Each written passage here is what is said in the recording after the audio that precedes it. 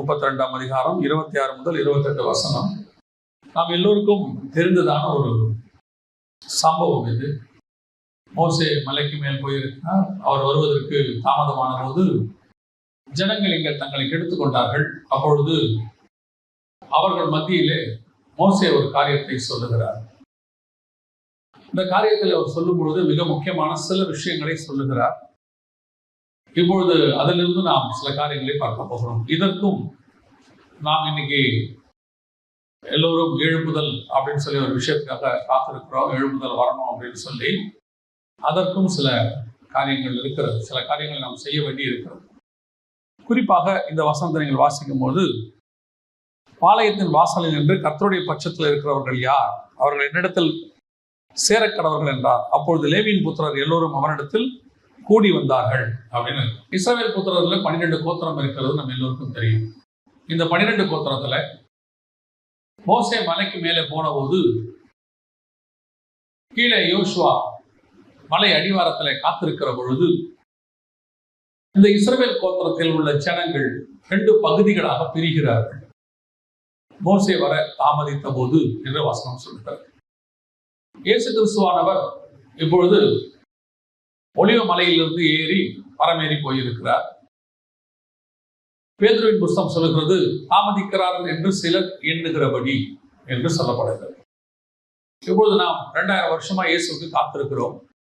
இப்பொழுதும் இந்த தெரிந்து கொள்ளப்பட்ட கோத்திரம், தெரிந்து கொள்ளப்பட்ட ஜனங்கள், இவர்களுக்குள்ளே 2 விதமான ஜனங்கள் இருக்கிறார்கள்.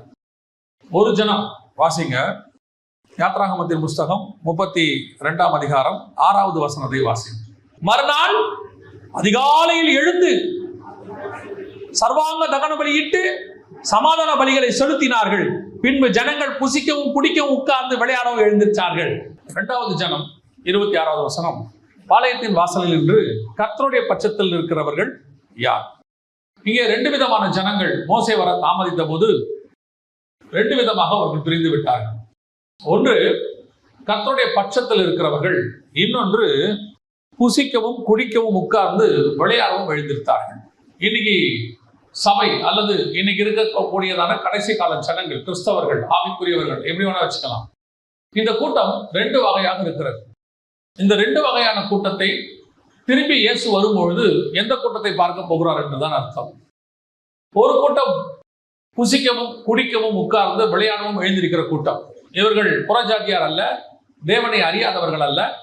இவர்களும் விடுதலையாக்கப்பட்டவர்கள் தான், எகிப்திலிருந்து, அதாவது ரட்சிக்கப்பட்டவர்கள் தான். இவர்களும் செங்கடலை கடந்தவர்கள் தான். இவர்களும் ஞானஸ்நானம் பெற்றவர்கள் தான்.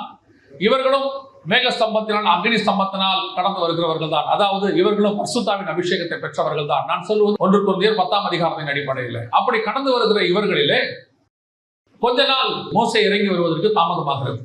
அப்பொழுது இந்த கூட்டம் 2ஆக பிரிக்கிறது. இப்பொழுதும் ஆதியிலே இருக்கும் பொழுது ஒரு கூட்டம் இருந்ததுக்கும், நம்முடைய முற்பிதாக்கள் இருந்ததுக்கும், நமக்கு முன்னாடி இருந்ததான சபை இருந்ததுக்கும், இப்பொழுது இருக்கிற சபைக்கும் நிறைய வித்தியாசம் இருக்கிறது. இப்பொழுது சபைகள் புசிக்கவும் குடிக்கவும் விளையாடவும் எழுந்திருக்கிறார்கள். ஆனால் இவர்கள் எப்பேற்பட்டவர்கள் தெரியுமா? அந்த 6வது வசனம் சொல்லுது, மறுநாள் அவர்கள் அதிகாலையிலே எழுந்து சர்வாங்க தகன பலிகள் இட்டு சமாதான பலிகளை செலுத்தினார்கள். இவர்களும் பலி செலுத்துகிறவர்கள், இவர்களும் அதிகாலையில் எழுந்திருக்கிறவர்கள், இவர்களும் சர்வாங்க தகன பலி செலுத்துகிறவர்கள். அதாவது முறைமையிலே எந்த விதமான மாறுபாடும் கிடையாது. கிறிஸ்தவத்துக்கு சபைக்கு வருகிறவர்கள், காலையிலே எழுந்திருக்கிறவர்கள், சபைக்கு வருகிறவர்கள், ஸ்தோத்திர பலி துதிகளை ஏறெடுக்கிறவர்கள், தசமபாகம் காணிக்கை கொடுக்கிறவர்கள், இவர்களுக்குள்ள எந்த மாற்று கருத்தும் இல்லை. பார்ப்பதற்கு எல்லாரும் ஒரே மாதிரி தான் இருக்கிறார்கள். ஆனால் ஒரு கூட்டம் இருக்கிறது, இது புசிக்கவும் குடிக்கவும் உட்கார்ந்து விளையாடவும் எழுந்திருக்கிற கூட்டம். இந்த கூட்டத்தை குறித்து 1 கொரிந்தியர் 10 சொல்லும் பொழுது பவுல் சொல்லுகிறார், அவர்கள் அழிக்கப்பட்டார்கள். இன்னைக்கு கடைசி காலத்துல சபை அப்படி இருக்கிறது. சபையை பொறுத்த வரைக்கும் எப்படி இருந்தாலும் போயிடலாம் அப்படின்னு சொல்லி ஒரு எண்ணம் இருக்கிறது. அதுவும் ஆவிக்குரிய கிறிஸ்தவங்களுக்கெல்லாம் ஒரு ஆவிக்குரிய சபையில மெம்பரா இருந்துட்டா பரலோகத்துக்கு போயிடலாம் அப்படின்னு சொல்லி ஒரு எண்ணம். இந்த சபையில நான் மெம்பர், இந்த சபையில நான் தசமா காணிக்க கொடுக்குறேன், இங்க நான் சந்தா கட்டிடுறேன், அதனால கண்டிப்பா பரலோகத்துக்கு போயிருவேன். அப்படி இல்லை. இவர்கள் விடுதலையாக்கப்பட்டவர்கள், செங்கடலிலே ஞானஸ்நானம் எடுத்தவர்கள், பரிசுத்தாவின் அபிஷேகத்தை பெற்றுக்கொண்டவர்கள், மன்னாவை புசிக்கிறவர்கள். அது ரொம்ப முக்கியம். கர்த்தருடைய வார்த்தையை வாங்குகிறவர்கள், ஆனா 1 கொரிந்தியர் 10 மன்னாவை குறித்து சொல்லும் பொழுது கம்யூனியன் என்று வசனம் சொல்லுகிறது. கண்மலையின் தண்ணீரை குடித்தவர்கள். இப்படி இருக்கிற இவர்கள் தான் புசிக்கவும் குடிக்கவும் உட்காரவும் விளையாட எழுந்திருக்கவும் செய்தவர்கள். ஒரு கூட்டம் இன்னைக்கு புசிக்கவும் குடிக்கவும் உட்கார்ந்து விளையாட எழுந்திருக்கிற கூட்டம். சபைக்குள்ள நடக்குது இவ்வளவும். சபைக்குள்ள அக்கிரமம். ஆண்டவர் பார்க்கிறாரு, பாளையத்துக்குள்ள இவ்வளவு பெரிய வேலை நடக்குது. யோசா மாதிரி ஆட்கள் நினைச்சுக்கிட்டாங்க. என்ன சொல்றாங்களா, ஜெயத்துணி கேட்குது. அதாவது ஏதோ சக்சஸ் ஆயிடுச்சு. அப்ப மோசே சொல்றாரு, ஜெயத்துணியும் இல்லை, அபஜெயத்துணியும் இல்லை, அது பாடலின் சத்தம். நல்ல எவ்வளவு அழகா ஒரு வார்த்தை சொல்றாரு பாருங்க. 17வது வசனம் 18வது வசனம் 32ஆம் அதிகாரம். ஜனங்கள் ஆரவாரம் பண்ணுகிறதை யோசுவா கேட்டு மோசேயை நோக்கி, பாளையத்தில் யுத்தத்தின் இரைச்சல் உண்டாயிருக்கிறது என்றான். அதற்கு மோசே, அது ஜெயத்துணியாகிய சத்தமும் அல்ல, அபஜெயத்துணியாகிய சத்தமும் அல்ல, பாடலின் சத்தம் எனக்கு கேட்கிறது என்றான். அவன் சொல்றான், யுத்த சத்தம் கேட்கிறது. அவனை பொறுத்த வரைக்கும் ஏதோ பெரிய விஷயம் நடக்குது. யாரு? யோசுவா. இன்னைக்கு நிறைய ஊழியர்கள், ஏன்னா மலைக்கு கீழே இருக்கிறவன், மலைக்கு அடிவாரத்தில் இருக்கிறவன். இன்னைக்கு ஒரு கூட்டம் தான் நினைச்சிட்டு இருக்குது, எது செஞ்சாலும் சரி. ஆனா தேவன் சொல்றாரு, மலைக்கு மேல இருந்து இறங்கி வரவர் சொல்றாரு, அது ஜெயத்துணியும் இல்ல, அபஜெயத்துணியும் இல்ல, அது பாடலின் சத்தம். அவன் உட்கார்ந்து என்னமோ பாடிட்டு இருக்கிறான் அந்த இடத்துல. அந்த பாட்டல் என்ன பாடல்? இன்னைக்கு ஆவியோடும் உண்மையோடும் பாடப்பட வேண்டிய இடத்தில் ஆட்டத்தோடும் பாட்டத்தோடும் பாடப்படுகிறது. ஆராதிக்கப்பட வேண்டிய இடத்தில் கூக்குரல் இடப்படுகிறது. சபை என்பது என்ன தெரியுமா? தேவனுடைய ஏணி வைக்கப்பட்டிருக்கிற இடம். பெத்தேல் என்பது தேவனுடைய வீடு. அங்கே ஒரு ஏணி இருக்கும். அது எங்க வரைக்கும் இருக்கும்? வானத்துக்கு வரைக்கும் இருக்கும். அங்கே ஒரு வாசல் இருக்கும். அந்த வாசல் எங்க இருந்து போகும்? சபையிலிருந்து ஏறினா நேரா வானத்துக்கு போயிடலாம்ங்கிறது தான் கர்த்தருடைய தரிசனம். அதான் கர்த்தருடைய திட்டம். ரொம்ப கேர்ஃபுல்லா இருந்து கொள்ளுங்க. இன்னொரு கூட்டத்தை பத்தி கேட்கிறாரு 26வது வசனத்துல, கர்த்தரின் பட்சத்தில் நிற்கிறவர்கள் யார்? 11 கோத்திரம் இப்படி ஆகி போச்சுப்பா. யாராவது இருக்கிறீங்களா? இந்த கடைசி காலத்துல கர்த்தருக்கு என்று வைராக்கியமாய் நிற்கிறவர் யார்?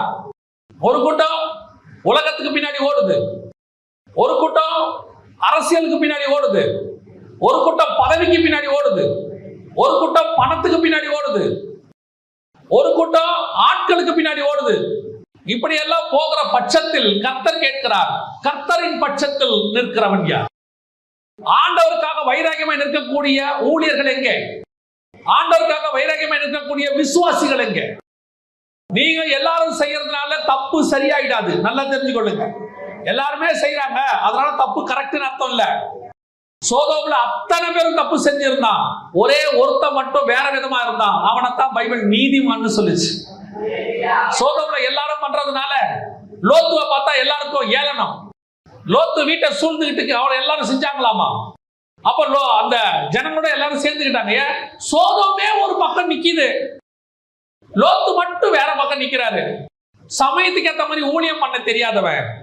அவன் நீதிமான்னு பைபிள் சொல்லட்டும், ஆனால் அன்னைக்கு உள்ள காலகட்டத்துக்கு அட்ஜஸ்ட் பண்ணி தாங்க ஊழியம் பண்ணணும். அன்னைக்கு ஏத்த மாதிரி தான் மினிஸ்ட்ரி பண்ணணும், அன்னைக்கு ஏத்த மாதிரி தான் சபையில இருக்கணும். எல்லாரும் பண்றாங்கன்னா நம்மளும் பண்ணணும். ஏன்? அப்பதான் நம்மள தனியா சொல்ல மாட்டாங்க, இல்லைன்னா நம்மள எல்லாரும் ஒதுக்குவாங்க அப்படின்னு லோத்து நினைச்சிருந்தா, சோ நியாய தீர்ப்பு வருகிற நாளில அவன் சோதோம் மக்களோடு கூட சேர்ந்து அழிந்திருக்க வேண்டும். அவனுக்கு ஒண்ணு தெரிஞ்சிச்சு, இவங்க பண்றதெல்லாம் தப்பு, ஆனா உலகம் இன்னைக்கு அதை சரின்னு சொல்லுது. அன்னைக்கு பார்க்கறதுக்கு அது கரெக்டாக இருக்கிறது. நான் என்ன செய்வேன் தெரியுமா? இவங்க கிட்ட நான் சொல்லி பார்த்துட்டே முடியல, ஆனா நான் ஒண்ணு செய்வேன், இவங்களோட சேர மாட்டேன். நான் தனியா சோதோமின் வாசலில் போய் உட்கார்ந்து கொள்வேன். நான் தனியா அங்க போயிடுவேன். அதுதான் ஒரு நாள் லோத்துவை காப்பாற்றினது. அன்னைக்கு உலகமே தப்பா இருந்துச்சு, சீர்கேடும் கொடுமையாய் இருந்தது. ஒரே ஒரு நீதிமான் இருந்தான், அவன் தேவனோடு கூட சஞ்சரித்துக் கொண்டிருந்தான். ஒரு நாள் வந்தது, முழு உலகம் அழிக்கப்பட்டது. அந்த ஒரு நீதிமான், ஒரே ஒரு மனுஷன், அவன் குடும்பத்தோடு கூட காப்பாற்றப்பட்டான். அந்த தேவன் தான் இன்னும் ஜீவனோடு கூட இருக்கிறார். அந்த தேவன் அப்படிப்பட்டவர்களை இன்னும் தேடிக்கொண்டிருக்கிறார். எல்லாரும் சேர்ந்து செய்யறதுனால தப்பு சரியாய் மாறிவிடாது. எல்லாரும் ஒரு விஷயத்தை, பைபிளுக்கு வெளியே இருக்கிற விஷயத்தை கரெக்ட்னு சொல்லிட்டா அது சரியாயிடாது. 10 தீர்க்கதரிசிகள் சேர்ந்து கள்ள தீர்க்க தரிசனம் சொல்லலாம், ஒரே ஒரு தீர்க்கதரிசி வந்து உண்மையான தீர்க்க தரிசனம் சொல்லுவான். 10 பேரும் ராஜாக்காக சொல்லுவான், ஒருத்தன் தேவனுக்காக சொல்லுவான். அதைத்தான் வேதம் கேட்குது. ராஜாவுக்காக வாழ்றவன் யார்? தேவன் பட்சத்தில் இருக்கிறவன் யார்? மக்களுக்காக ஊழியம் பண்றவன் யார்? தேவனுக்கு என்று ஊழியம் பண்ணுகிறவன் யார்? இன்னைக்கு உலகத்துக்காக வாழ்கிற விசுவாசி யார்? தேவனுக்கு என்று வாழ்கிற விசுவாசி யார்? இன்னைக்கு அதுதான் கேட்கிறாங்க. இன்னைக்கு இவங்களை எப்படி ஈஸியா கண்டுபிடிக்கலாம் தெரியுமா? ரொம்ப ஈஸி. இந்த உலகத்துக்காக வாழ்றவன் ரொம்ப சிம்பிள். அவன் இந்த ஆசீர்வாதத்துக்காக, உலகத்துல கிடைக்கிற மேன்மைக்காக, இங்க கிடைக்கிற கொஞ்சம் சுகத்துக்காக, இங்க கிடைக்கக்கூடிய ஒரு பதவிக்காக அவன் ஓடிடுவான். ஆனா எல்லாரோடையும் பந்தாவா உட்கார்ந்துருப்பான். ஸ்டேஜ்ல இவங்க தான் முழுசா உட்கார்ந்துருப்பாங்க. அந்த கூட்டம் தான் பெரிய கூட்டமாக இருக்கும். ஆனா இந்த ஒருத்தர் இருக்கான்ல, அவன் எங்க இருப்பான் தெரியுமா? மலைக்கு கீழே உட்கார்ந்துட்டு இருப்பான். இந்த ஒருத்தன் எங்க இருக்கான்ல, அவன் எங்க இருப்பான் தெரியுமா? அவன் போய் நேரா சோதோமுடைய வாசல்ல உட்கார்ந்துட்டு இருப்பான். இந்த ஒருத்தர் இருக்கான்ல, அவன் எங்க இருப்பான் தெரியுமா? அவன் பத்மு தீவுல போய் தனியா உட்கார்ந்துட்டு இருப்பான். அவன் இன்னொருத்தர் இருக்கிறான்ல, அவன் எங்க இருப்பான் தெரியுமா? எரேமியா எருசலேமின் காவல் வீட்டுக்குள்ள தனியா உட்கார்ந்து இருப்பான். அந்த ஒரு நீதிமான் இருக்கான்ல, அவன் எங்க இருப்பான் தெரியுமா? சிங்க கெபிக்குள்ள போய் உட்கார்ந்து இருப்பான். அந்த ஒரு நீதிமான் எங்க இருப்பான்? யோசேப்பு சிறைச்சாலைக்குள்ள இருப்பான். ஆனால் ஒரு நாள் வரும், அந்த ஒரே ஒருத்தன் தான் உயர்த்தப்படுவார். அத்தனை பேரும் அவனுக்கு முன்பாக தாழ்த்தப்படுவார்கள். அந்த கூட்டத்தை தான் கர்த்தர் தேடிக்கொண்டிருக்கிறார். நீ யாருக்காக உன்னை வளைஞ்சு கொடுக்காத, யாருக்காக வசனத்தை விட்டு விலகி போகாத. எல்லாம் சொல்லுவான், ஓ கொஞ்சம் நம்ம அட்ஜஸ்ட் பண்ணி தான் போனோம். அட்ஜஸ்ட்மெண்ட் என்பது வசனத்தில் கிடையவே கிடையாது.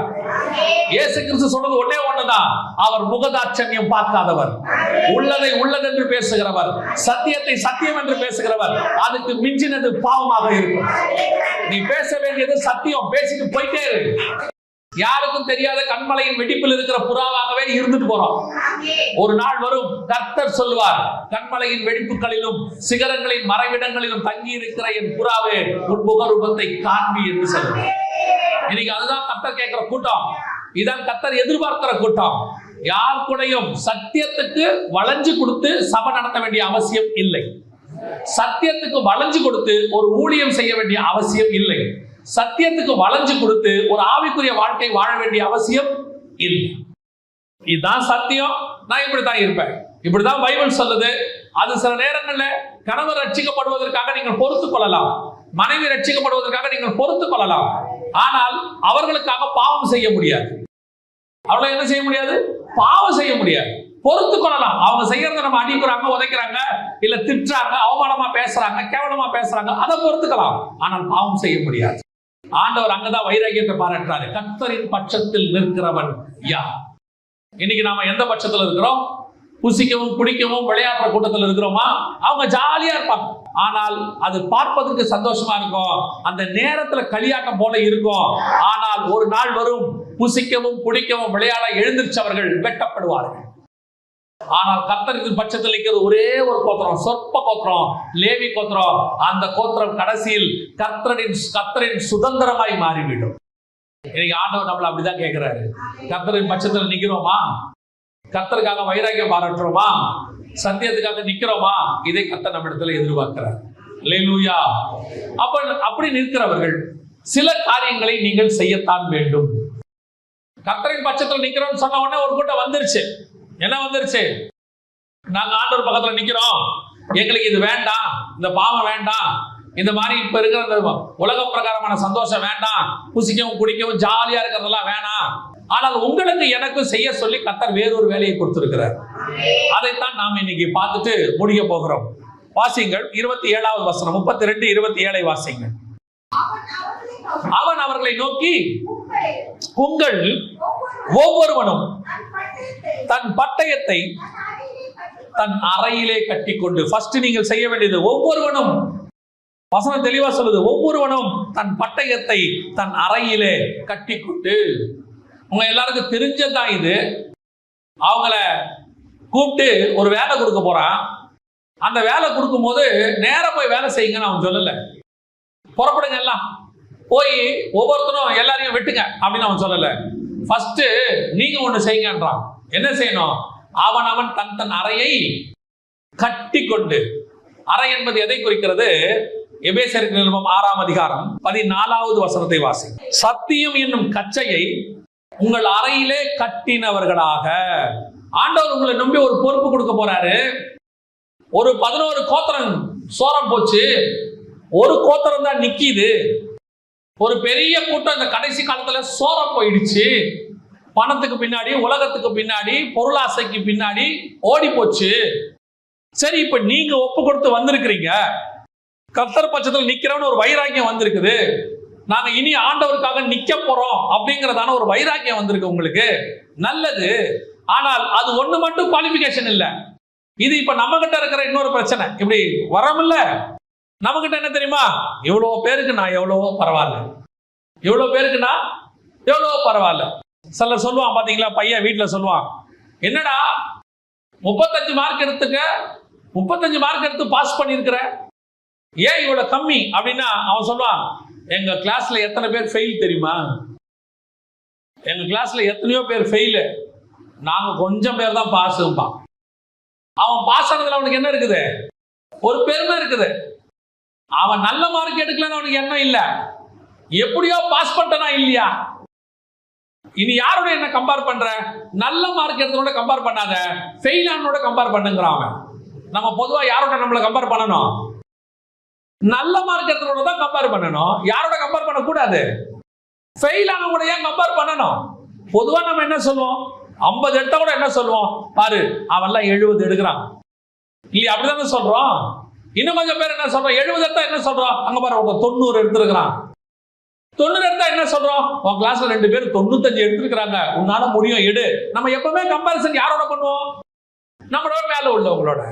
ஃபெயில் கூட்டத்திலேயே இந்த கூட்டத்துக்கு ஒரு பெருமை, அவனை விட நான் எவ்வளவோ பரவாயில்ல.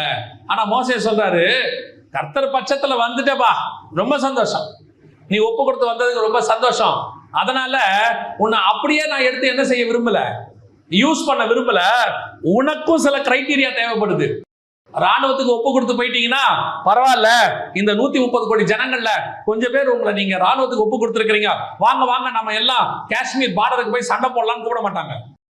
புரியுதா உங்களுக்கு?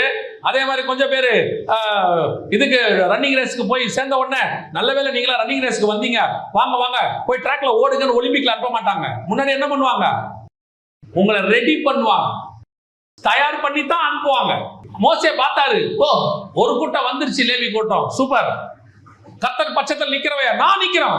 உடனே அவர் சொல்றாரு, சரி லேவியர்களே எடுத்துக்கொள்ளுங்கள் பட்டயத்தைன்னு சொல்லல, ஃபர்ஸ்ட் சொல்றாரு, அவனவன் தன் அறையை கட்டி கொண்டு, முதல்ல ஒன்ன கட்டு, ஸ்ட்ராங் பண்ணு. அரை கட்டி கொண்டுதல் என்றால் எபேசியர் 6:14 சொல்லுது, சத்தியம் என்னும் கச்சையை உங்கள் அறையிலே கட்டினவர்களாக. முதல்ல நீங்க சத்தியத்துல வளரணும். சத்தியம் இல்லாதவனுக்கு நீங்கள் சத்தியம் சொல்ல வேண்டுமானால் முதல்ல நீங்க என்ன பண்ணிருக்கணும், சத்தியத்துல வளர்ந்துருக்கணும். ஆவிக்குரிய வாழ்க்கையில நீங்க என்ன பெரிய விஷயம் கேட்டீங்கன்னா, அடுத்தவனை குற்றப்படுத்துறதுக்கு நான் ரெடி. நாம் இங்க குற்றப்படுத்த வரவில்லை. நான் இப்ப என்ன செய்ய போறேன்னு கேட்டீங்கன்னா, சத்தியம் எதுன்னு அவனுக்கு சொல்லிக் கொடுக்க போறேன். ஏன்னா அந்த கடைசி காலத்துல இவனுக்கு சத்தியம் எதுன்னு தெரியல. அப்ப சத்தியம் எது என்று அவனுக்கு சொல்லிக் கொடுக்க வேண்டுமெனால் உங்களுக்கு சத்தியம் எதுன்னு தெரிஞ்சிருக்கணும்ல.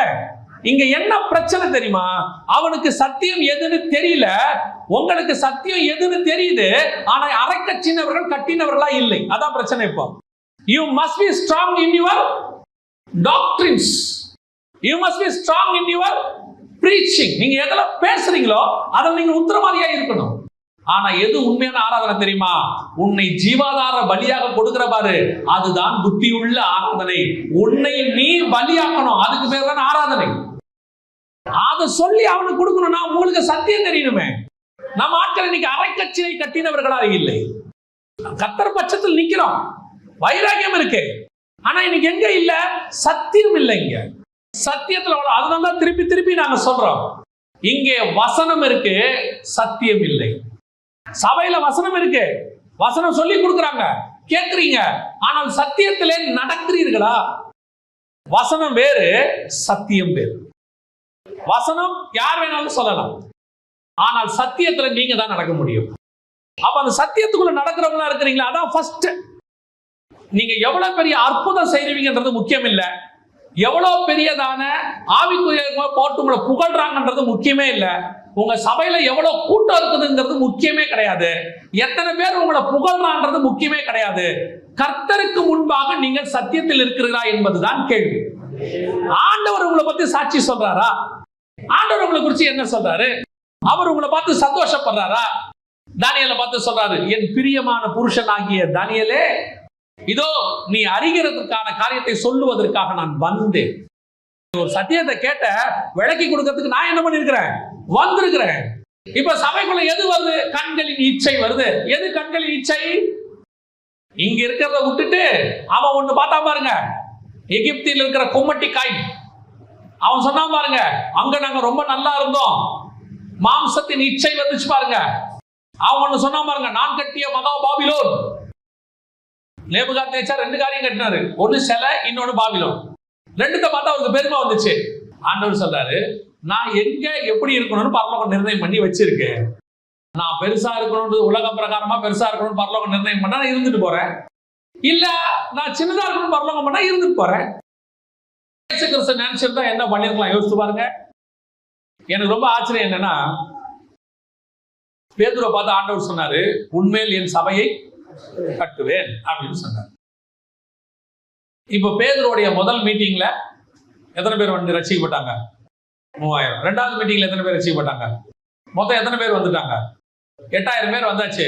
அப்ப ஃபர்ஸ்ட் பெரிய சர்ச்சை கட்டிருக்க வேண்டிய ஆள் யாரு? ஏன் கட்டல? ஆண்டவர் தான் சொன்னாரு, உண்மையில் என் சபையை கட்டுவேன். வாக்குத்தத்தம் இருக்கு. சரி, பேதுரு கிட்ட காசு இல்லைன்னு நினைக்காதீங்க. எல்லாரும் தங்களுக்கான ஆஸ்திகளை விட்டு ஒரு பங்கை கொண்டு வந்து எங்க வச்சாங்க? பேதுருடைய பாதத்தை தான் வச்சாங்க. பணமும் இருந்துச்சு, அப்புறம் எல்லா காரியங்களும் இருக்கு, வாக்குத்தத்தமும் இருக்கு, 8000 விசுவாசியும் இருக்கு. ஆனா பேதுரு என்ன பண்ணல? பேதுருக்கு தெரியுது, ஆலயம் என்பது கட்டடம் அல்ல, ஆலயம் என்பது நீங்களும் நான். அது பேதுருக்கு தெரியுது. அப்ப ஆலயம் கட்டப்படாதா? ஆலயம் இல்ல, கட்டடம் தேவை. இவ்வளவு பேர் வரோம், ஆராதிக்கிறதுக்கு ஒரு இடம் தேவை. நான் ஆலயத்தில் தான் கான்சன்ட்ரேட் பண்ணணும், கட்டடத்தில் கான்சன்ட்ரேட் பண்ணக்கூடாது. ஆலயம் என்பது கட்டடமாய் மாறிவிட்டபடியினால இன்னைக்கு நாம எதை கான்சன்ட்ரேட் பண்ணல? ஆலயத்துல கான்சன்ட்ரேட் பண்ணல, கட்டடத்துல கான்சன்ட்ரேட் பண்ணிட்டு இருக்கோம்.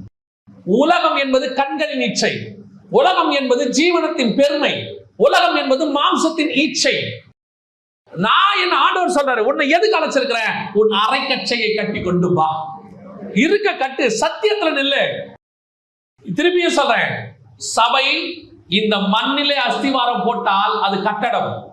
சபை சத்தியத்துல அஸ்திவாரம் போட்டால் அது பரலோகத்தின் சபை. அதுதான் நீங்களும் நான். அரைக்கச்சையை கட்டு முதல்ல, சத்தியத்துல நில்லு. எது சத்தியம்னு புரியுங்க முதல்ல. நான் கர்த்தர் பட்சத்துல நிக்கிறேன், நான் ஆண்டவருக்காக ஒப்பு கொடுத்து வந்திருக்கிறேன், நான் ஆவிக்குரியவன், எல்லாம் கரெக்ட் தான். But you must know about the truth. எது சத்தியம்? எதுவுமே எல்லாரும் சொன்னது சத்தியம் அல்ல.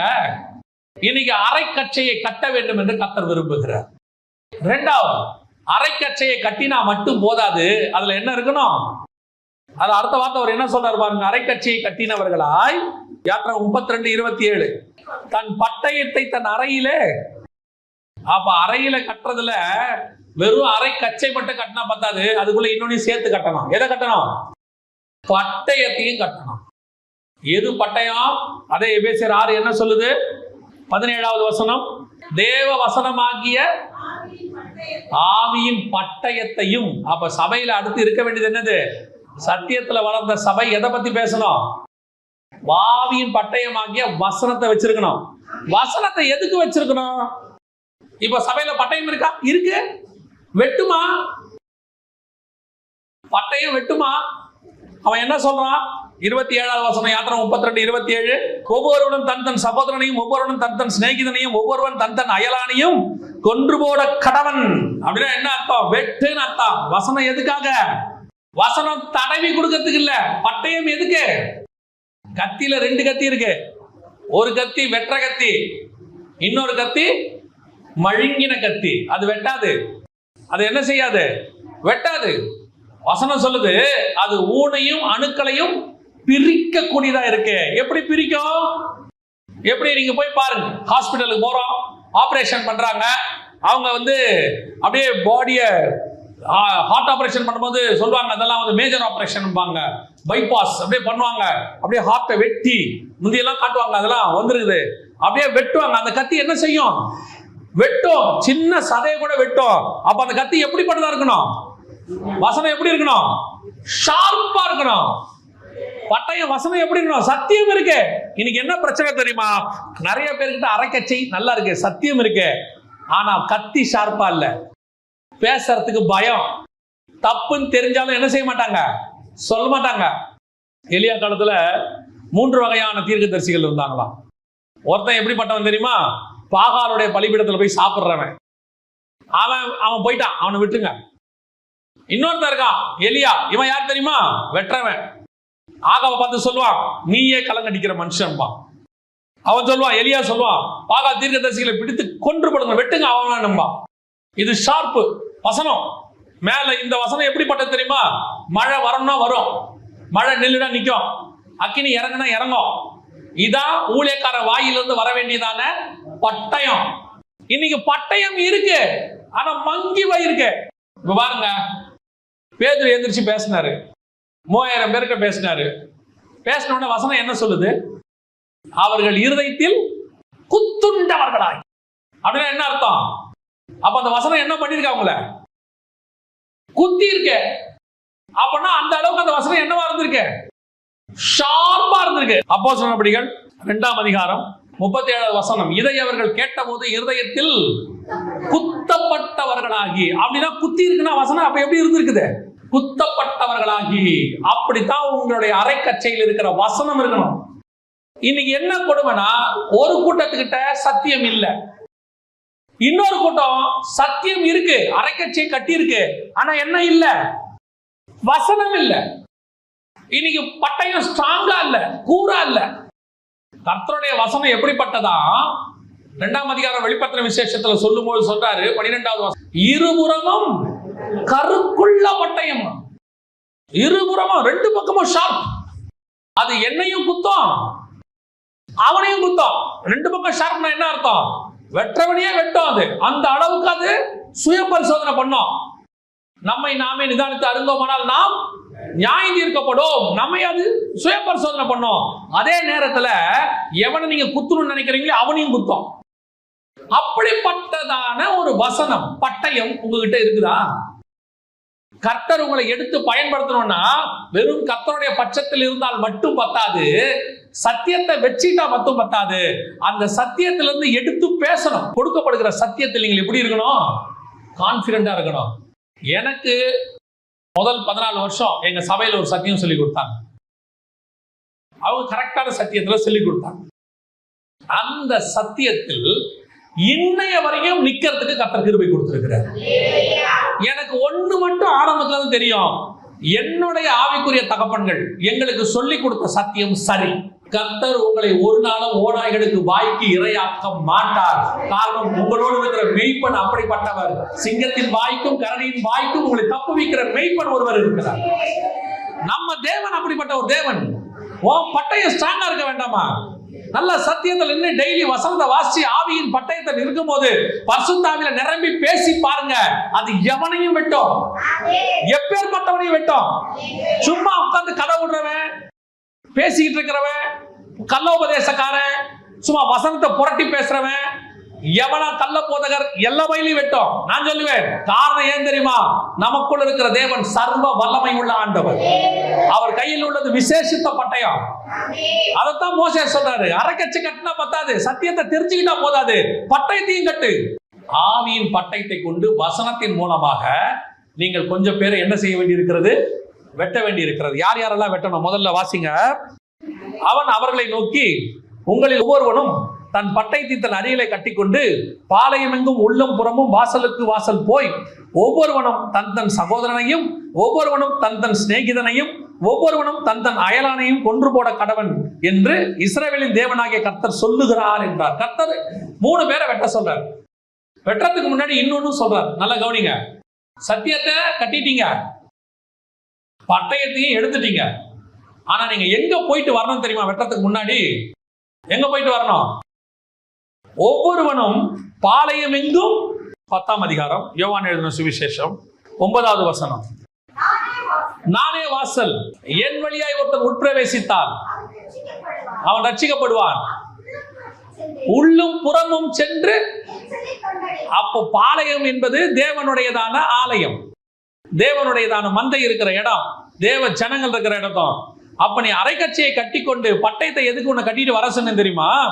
முதல்ல நீ உள்ளும் புறமும் போய் முதல்ல என்ன செய்யணும்?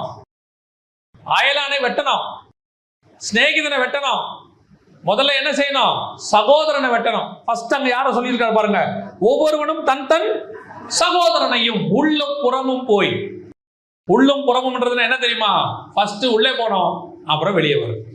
நீங்க ஒரு அரைக்க சத்தியத்தை கட்டிக்கிட்டு அரைக்கச்சையில உங்களுடைய பட்டயத்தை வசனத்தை வச்சுக்கிட்டாலும் சரி, வெட்டுறதுக்கு முன்னாடி நீங்க செய்ய வேண்டியது முதல்ல உள்ள போனோம், அப்புறமா வெளியே வரும். அதுதாங்க உள்ளும் புறமும்.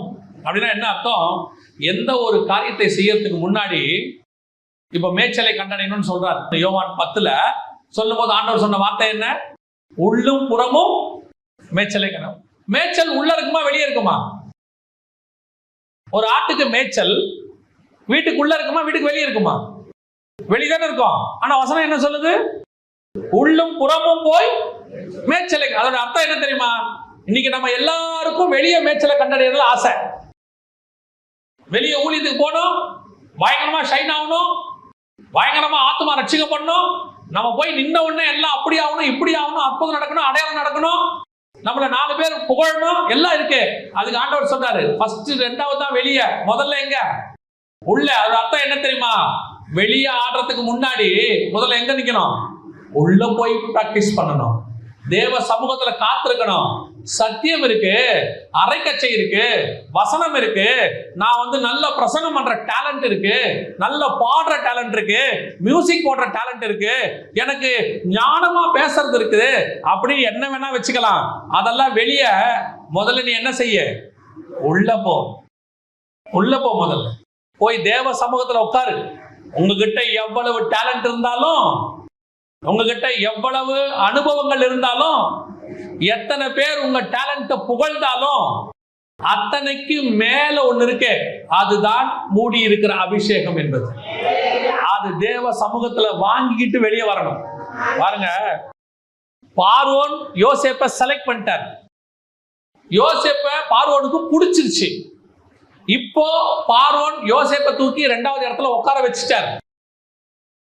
எல்லாம் முடிஞ்சிருச்சு, போஸ்டிங் கொடுத்தாச்சு, யோசேப்புடைய வஸ்திரம் மாறிடுச்சு, சாப்பாடு மாறிடுச்சு, ஸ்டாண்டர்ட் மாறிடுச்சு, எல்லாம் மாறிடுச்சு. ஆனா பார்வோன் சொன்னாரு, நான் உனக்கு எல்லாம் கொடுத்துட்டேன்பா, ஆனா நான் கொடுத்தேங்கிறத இந்த ஜனங்களுக்கு தெரியப்படுத்துறதுக்கு ஒரு வழிதான் இருக்கு. ஏன்னா இப்ப நான் கொடுத்தது அரண்மனையில் இருக்கிறவனுக்கு தெரியும். ஆனா நான் கொடுத்தேங்கிறத இந்த எகிப்து தேசம் எங்கெங்கெல்லாம் இருக்குதோ அத்தனை பேருக்கு தெரியணும்னா ஒன்னே ஒண்ணுதான் இருக்கு. என்ன தெரியுமா? நான் கொடுக்கிற இந்த மோதிரத்தை நீ போட்டுக்கொள். இந்த முத்திரை மோதிரத்தை நீ போட்டுக்க. இத உன் கையில பாக்குறவன் அத்தனை பேரும் பார்வோனுடைய ஆளு, அத்தனை பேர் உனக்கு முன்பாக பணிவான். இதுதான் உங்கள் மேல் உள்ள அபிஷேகம். நீங்க என்னதான் டேலண்ட் உள்ளவங்களா, என்னதான் பைபிள் காலேஜ் முடிச்சு, இல்ல என்னதான் சாதகம் பண்ணி பாடி, இல்ல நீங்க என்னதான் பெரிய ஊழியக்காரர்கிட்ட 10 வருஷம் இருந்து படிச்சுட்டு வந்தாலும், உங்க மேல மீட்கப்படும் நாளுக்கென்று முத்திரையான பரிசுத்த ஆவியானவர் இருந்தா மட்டும்தான் அந்த அபிஷேகம் தான் உன் ஊழியத்தை ஆசீர்வதிக்கும். இங்க எங்க ஃபெயிலியர் தெரியுமா? நம்ம வாழ்க்கையில எங்க ஃபெயிலியர் தெரியுமா? நம்ம கிட்ட இருக்கிற டேலண்ட், அதுக்குதான் ஜனங்க வர்றாங்க நீங்க நினைக்கிறீங்க. நான் எப்பவும் சொல்வேன், இந்த ஊழியத்தை நான் ஆரம்பிச்சது 2004. 2004 இந்த மினிஸ்ட்ரி நாங்க ஆரம்பிச்சோம். 2004 இருந்து 2020 வரைக்கும் 16 வருஷம். அப்ப அந்த 16 வருஷம் பண்ண ஊழியம் என்ன அப்படின்னு கேட்டீங்கன்னா, ஊழியம் இருந்தது, கர்த்தர் நடத்தினார். ஆனால் கர்த்தர் எப்பொழுது பயன்படுத்த வேண்டும் என்று முடிவெடுத்தாரோ அப்பொழுது கர்த்தர் உயர்த்தி பயன்படுத்த தொடங்குவார். அன்னைக்கு பேசின பிரசங்கமோ இன்னைக்கு பேசுற பிரசங்கமோ ஒண்ணுதான். அந்த 16 வருஷமா பேசின பிரசங்கமோ இப்ப பேசுற பிரசங்கமோ ஒண்ணுதான், எந்த மாற்றமும் இல்லை. அவர் எப்பொழுது ஏற்ற காலத்தில் உயர்த்த வேண்டும் என்று வச்சாரோ அப்போ ஒரு அபிஷேகம் ஒண்ணு மூடும். அந்த அபிஷேகத்துக்கு தான் ஜனங்கள் மரியாதை கொடுப்பார்களே ஒழிய உங்களுக்கு அல்ல. என்ன சிலர் சொல்லுவாங்க, ஓ உங்க பிரசங்கம் அப்படி இருந்துச்சு, உங்க பாட்டு இப்படி இருந்துச்சு. அப்ப தெரிஞ்சுக்கணும், உங்களுக்கு நான் ஏற்கனவே இருந்த கழுதைதான், எனக்கு சந்து முனையில கட்டி போட்டிருந்தாங்க, அப்பவுமே நான் யாரும் ஏறாத கழுதைதான். எங்க ஓனர் என்ன நல்லத்தான் வச்சிருந்தாரு, ஆனா ஒரு வயலுக்கு என்ன தெரியாது. எப்ப இயேசு என் மேல ஏறணும்னு முடிவெடுத்தாரோ அன்னைக்கு அத்தனை வயலும் எனக்கு விரிக்க ஆரம்பிச்சான். இந்த விரிக்கிறது எதுவும் எனக்கு அல்ல, என் மேல் உட்கார்ந்து இருக்கிற இயேசுவுக்கு. அந்த அபிஷேகம் என்னை விட்டு இறங்குமானால் கழுதை காணாமல் போயிடும். இன்னைக்கு அதுதான் நீ உள்ளும் புறமும் மேய்ச்சலை கண்டடைந்தது. நீ போய் உள்ள உட்காரணும். ஃபர்ஸ்ட் தேவ சமூகத்துல காத்திருக்கணும்.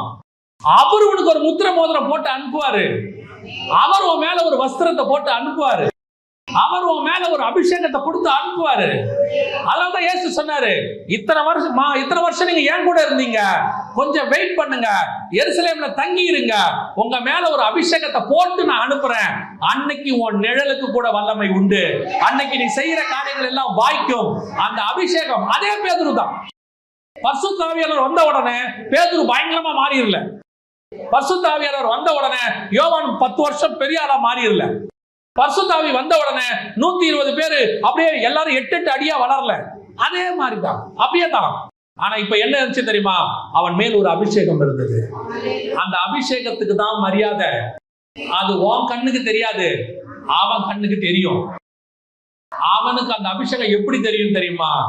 இவங்கிட்ட என்னமோ இருக்கு. உங்ககிட்ட இருக்கிற அந்த பாட்டு அவன் இருதயத்தோட பேசும்.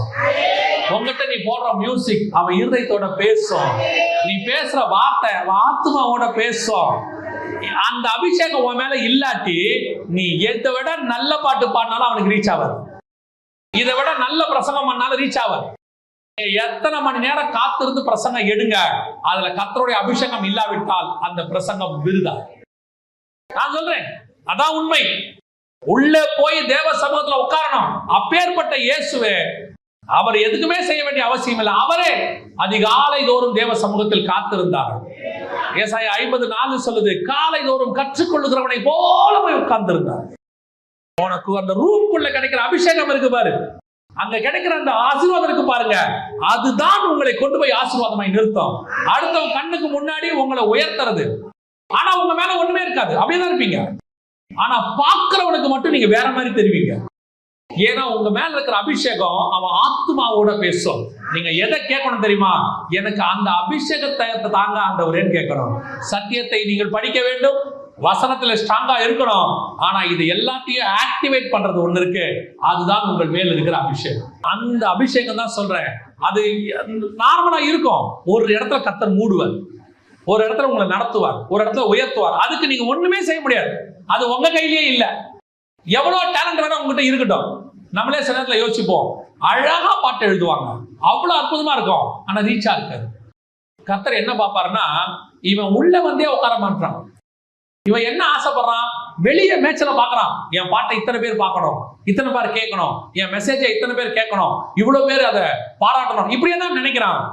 இந்த வெளியே ஜெயிக்கிற ஃபார்முலா வேற எங்கேயும் இல்ல, அவன் வந்து உள்ள உட்காரத்துல தான் இருக்குது. மோசேயை பார்த்து சொன்னாரு, ஜனங்கள் உன்னை பார்த்து பயப்படணும். ஏன்னா நான் உனக்கு என்ன கொடுக்க போறேன்? நியாயப்பிரமாணத்தை உன் கையில கொடுக்க போறேன். ஜனங்க அதுக்கு கீழ்ப்படியணும். என்ன செய்யணும் ஆண்டவரே? மலைக்கு மேல வந்துரு. நான் மேல வர்றதுக்கும் கீழே இருக்கிறவங்க பயப்படுறதுக்கும் என்ன சம்பந்தம்? நீ என் சமூகத்துக்கு வா, உன் மேல ஒரு மேகத்தை வந்து நிற்கும். அந்த மேகத்தை பார்க்கும்போது கீழே இருக்கிறவங்க பயப்படுவான். அன்னையில இருந்து மோசேக்கு பயப்பட ஆரம்பிச்சாங்க. அதுதான் கர்த்தர் ஒரு மேல் வைக்கிற அபிஷேகம்.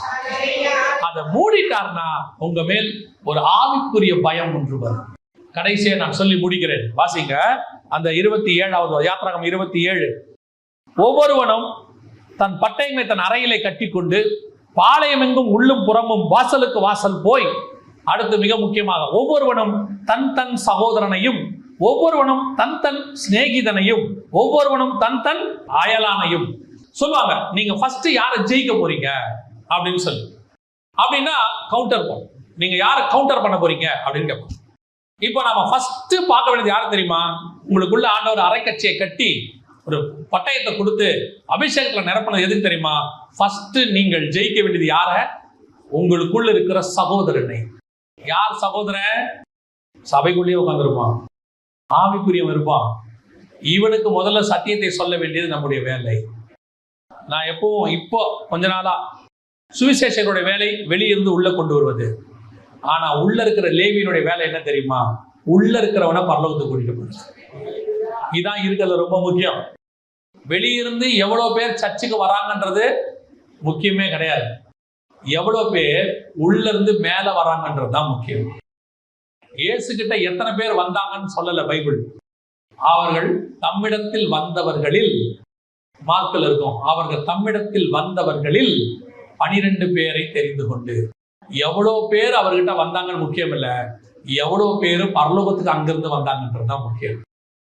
அப்போ முதல்ல நான் யாரை கொல்ல வேண்டியிருக்கு தெரியுமா? முதல்ல நான் யார் ஆதாயம் பண்ண வேண்டியிருக்கு தெரியுமா?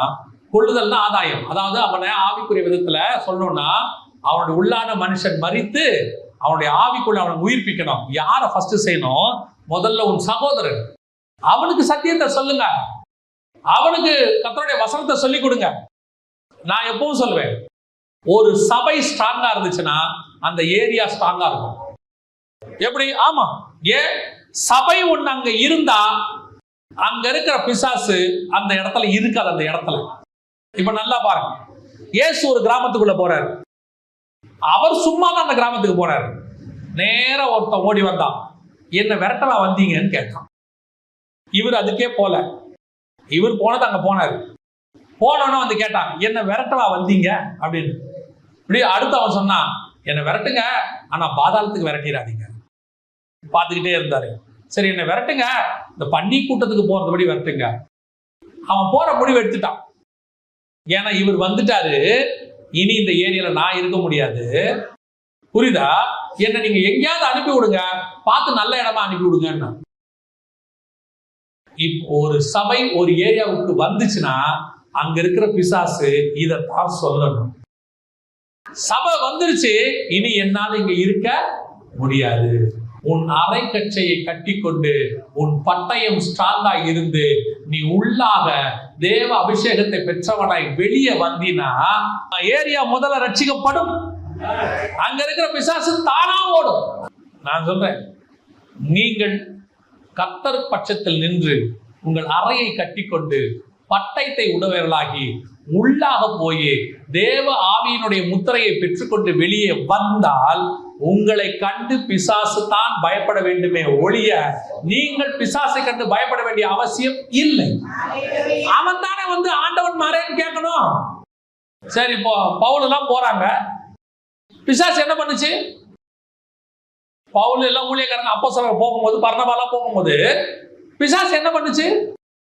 ஓடி வந்து பின்னாடி சொல்லுது, உன்னதமான தேவனுடைய ஊழியக்காரர்கள். பவுல் பார்த்துட்டே இருந்தான், இது யார் இது? போகும்போதெல்லாம் வந்து சொல்லிக்கிட்டே இருக்குது.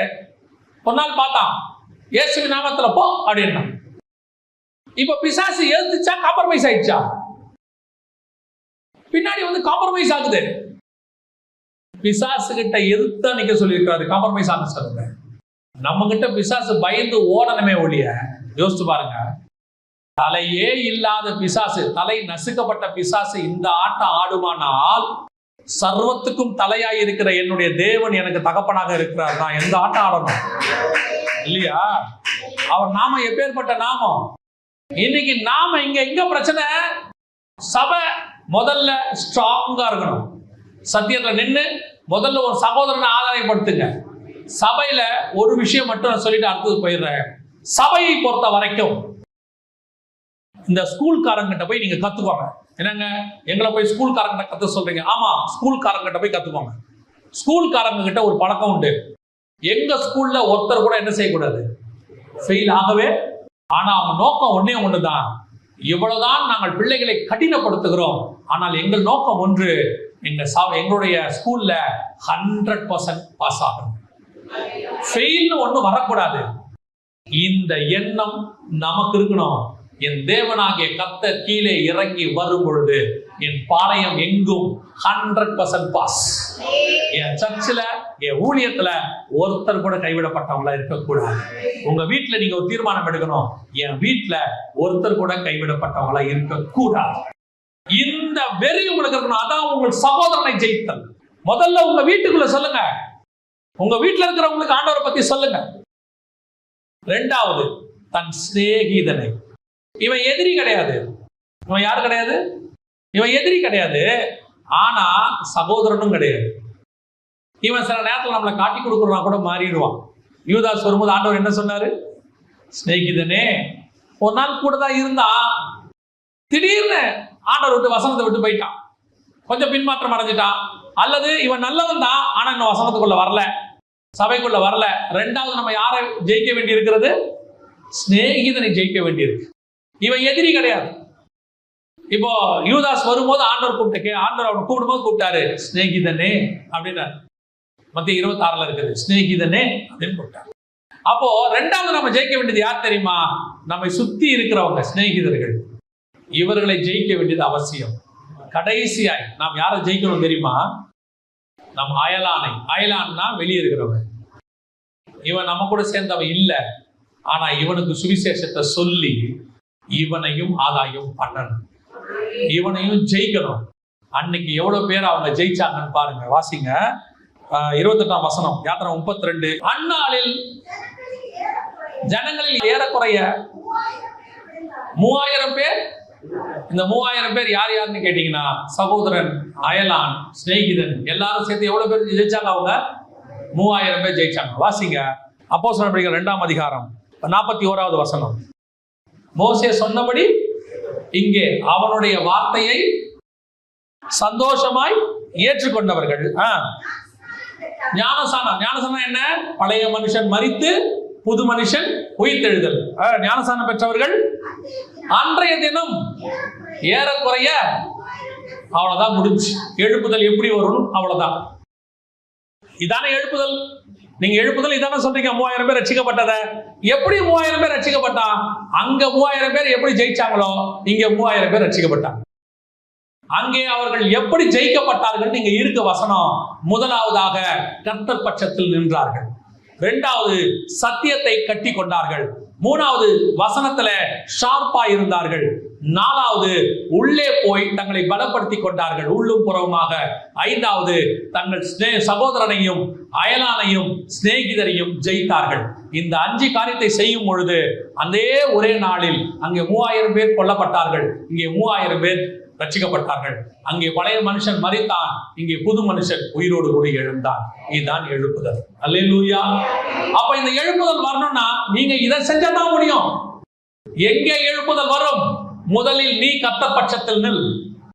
முதல்ல அவங்களை விட்டு வேறுபடு.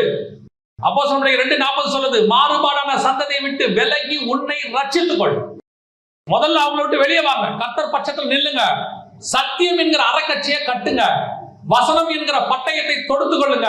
போய் தேவ சமூகத்துல உள்ளார உட்காருங்க. உட்கார்ந்துட்டு போய் உன் சகோதரனையும் சிநேகிதனையும் அயலானையும் சந்திங்க. 3000 பேரை கர்த்தர் கொடுக்கிறாரா இல்லையான்னு மட்டும் பாருங்க. இவ்வளவுதான் ஃபார்முலா. இதை விட்டுட்டு நீங்கள் இங்க ஒரு கூட்டம் இருக்கு, லேவி கூட்டம். லேவி கூட்டம் தவிர 11 கோத்திரம் இருக்கு யாத்திராகமத்துல. இவங்க என்ன பண்ணாங்க தெரியுமா? என்ன பண்ணாங்க? நம்ம வாசிச்சோமே யாத்திராகமத்தின் புத்தகம் 32ஆம் அதிகாரத்துல. அவங்க என்ன பண்ணாங்களா? 6வது வசனம், மறுநாள் அதிகாலையில் எழுந்து சர்வாங்க தகன பலியிட்டு சமாதான பலிகளை செலுத்தினார்கள். பின்பு ஜனங்கள் புசிக்கவும் குடிக்கவும் உட்கார்ந்து விளையாடவும் எழுந்திருச்சார்கள். எல்லா நாளும் ஏஞ்சாச்சு, சோதனை பண்ணியாச்சு, ஆராதனை பாட்டெல்லாம் பாடியாச்சு. அப்புறம் ஒரே டான்ஸ் தான், அப்புறம் ஒரே புகை தான், அப்புறம் ஒரே லைட்டு தான், அப்புறம் ஒரே விசிலு தான், அப்புறம் ஒரே ஜாலி தான். இவன் மூலயமாலாம் எழுப்புதல் வராது. ஆனால் கர்த்தர் பட்சத்தில் நிக்கிறவன் தான் முடிவு பரியந்தம் லேவியனாக பரலோகம் வரைக்கும் கர்த்தர் லேவி கோத்திரத்தை கொண்டு போயிட்டார். அல்லேலூயா. இதில் நீங்கள் எந்த கோத்திரத்தில் இருக்கிறீர்கள், எதுல எழுப்புதல் கொண்டு வர கூட்டத்தில் நீங்க எப்படி இருக்க போறீங்கன்றத நீங்களே டிசைட் பண்ணி கொடுங்க. நாம ஜெபம் பண்ண போகிறோம். எந்திரிக்கலாமா நம்ம எல்லாரும்? ஆண்டவர் இன்னைக்கு இப்படி ஒரு கூட்டத்தை தேடிக்கிட்டு இருக்கிறார். உண்மையிலே ஆண்டவருக்கு நிச்சயமாகவே ஒரு பெரிய கூட்டத்தை பேழைக்குள்ள கொண்டு போகணும்னு கர்த்தர் விரும்புறார். அதனாலதான் நோவாவை கொண்டு பிரசங்கம் பண்ணினார். நீதியை பிரசங்கித்தவனாகிய நோவா. வெறும் மிருகம் மட்டும் உள்ள போகணும்னு சொல்லி இருந்தா நோவா அந்த பிரசங்கத்தை பண்ண வேண்டிய அவசியம் இல்லை. ஏன்னா வசனம் தெளிவா சொல்லுது, ஜோடு ஜோடாக அவைகள் பேழைக்கு உட்பட்டன. அதெல்லாம் கர்த்தரே கொண்டாந்துட்டார். ஆனா மனுஷனுக்கு மட்டும் ஒரு சான்ஸ் கொடுத்தார். நோவா நீ பேசு, கேட்டு வரவன உள்ள சேர்த்துக்கோ. இன்னைக்கு அப்படிதான் ஆண்டவர் கூட பேசிட்டு இருக்கிறார். சில கூட்டம் புசிக்கவும் குடிக்கவும் விளையாடவும் இருக்கு. இவங்களும் சர்வாங்க தகன பலி செலுத்துவாங்க, இவங்களும் அதிகாலை எழுந்திரிச்சு சோத்திர பலியெல்லாம் செலுத்துவாங்க. பார்க்கறதுக்கு கிறிஸ்தவங்க மாதிரி இருப்பாங்க, எல்லாம் செய்வாங்க. ஆனா இது புசித்து குடித்து விளையாடுகிற கூட்டம். இது உலகத்துக்கு ஒத்த வேஷம் தரிக்கிற கூட்டம். அங்க தலையை காட்டும், இங்க வாழை காட்டும். எல்லாருக்கும் நல்லவனா இருக்கணும்னு நினைக்கிற கூட்டம். எல்லாருக்கும் அட்ஜஸ்ட் பண்ணி போகணும்னு நினைக்கிற கூட்டம். ஆனா எலியாவால எல்லாருக்கும் அட்ஜஸ்ட் பண்ணி போக முடியாது. தானியேலால எல்லாருக்கும் அட்ஜஸ்ட் பண்ணி போக முடியாது. எலிசாவால ராஜாக்களோட கூட அட்ஜஸ்ட் பண்ணி போக முடியாது. இயேசு கிறிஸ்துவால பரிசேயரோடும் ஏரோதோடும் அட்ஜஸ்ட் பண்ணி போக முடியாது. யோவாசானகனால ஏரோதியாலோட அட்ஜஸ்ட் பண்ணி போக முடியாது. அப்போஸ்தலர்களால அங்க இருக்கிற ராஜாக்களோட கூட அப்போஸ்தலர்களோட அட்ஜஸ்ட் பண்ணி போக முடியாது. அப்படி போக முடியாம நீ தனித்திருக்கிற கூட்டமா இருந்தா மட்டும்தான் உன்னை கொண்டு கர்த்தர் பெரிய காரியங்களை செய்ய முடியும். எல்லாரோடையும் நான் சேர்ந்துக்கிட்டு அப்படியே அட்ஜஸ்ட் பண்ணிட்டு என் ஊழியத்தை ஓட்டிடுவேன்னா நீ 10-11 உன்னை வச்செல்லாம் எழுப்புதல் வராது. நீ வேணா சும்மா சொல்லிக்கலாம், எங்க ஏரியாலே நான் பெரிய ஆளு, எங்க ஏரியாலே நான் பெரிய விசுவாசி, எங்க ஏரியால நான் பெரிய பணக்காரரு, என் ஏரியால நான் பெரிய ஊழியக்காரரு, அவ்வளவுதான். முன்னெல்லாம் ஆண்டவர் கூரையை கூட தாண்ட விட மாட்டார். எப்ப நீ வைராகியமா கர்த்தருக்கு வெளியே வரியோ, சில நேரத்தில் நீ வனாந்தரத்துல ஓட வேண்டி வரும், சில நேரத்தில் சிங்கக்கவி கூட போக வேண்டி வரும். ஆனால் கர்த்தர் உன்னை உயர்த்துவார், உன்னை கொண்டு பெரிய காரியத்தை செய்வார். உன் மூலமாக பெரிய காரியங்களை கர்த்தர் செய்ய வல்லமை உள்ளவராய் இருக்கிறார். கர்த்தருக்கு தேவை என் பட்சத்தில் இருக்கிறவன் யார்? கர்த்தருடைய பட்சத்தில் இருக்கிறவன் யார்? தைரியமா வாங்க கர்த்தர் பட்சத்தில். அன்னைக்கு லேவி கோத்திரம் வந்தாமா நீங்க வாங்க. உங்களை பரலோகத்துல கொண்டு போய் சேர்க்கிற அதிகாரம் இயேசு கிறிஸ்துவுக்கு மட்டும்தான் இருக்கு. நீங்க நம்புற மனுஷனுக்கு இல்ல. நீ யார அதிகமா நம்புறியோ அவனுக்கு இல்ல. ஆனா கர்த்தருக்கு மட்டும்தான் உண்டு. ஒப்பு கொடுக்க உங்களை தேவ சமூகத்துல ஒப்பு கொடுப்போமா? சர்வ வல்லமை உள்ள எங்கள் தகப்பனே, இந்த மத்தியான வேலைக்காய் மக்கள் நன்றி. அப்பா, நீர் எப்படி ஆகிலும் நீர் கட்டி கொண்டிருக்கிற பேழைக்கு வாசஸ்தலத்துக்கு ஒரு பெரிய கூட்டத்தை கொண்டு போக வேண்டும் என்று விரும்புகிறீர்கள். உமக்கென்று வைராகியமாய் நிற்கக்கூடியதாக ஒரு பெரிய லேவி கோத்திரத்தை எதிர்பார்க்கிறீர்கள். தேவனாகிய கர்த்தர் அப்படிப்பட்டதான ஒரு கோத்திரத்தில் நீர் எங்களை வைக்க வேண்டுமா நாங்கள் ஜெபிக்கிறோம். உமக்கென்று எழுப்பி பிரகாசிக்க அறையை கட்டிக்கொண்டு ஓட, எங்கள் அறையிலே பட்டயத்தை வைத்துக் கொள்ள, உள்ளும் புறமும் மேய்ச்சலை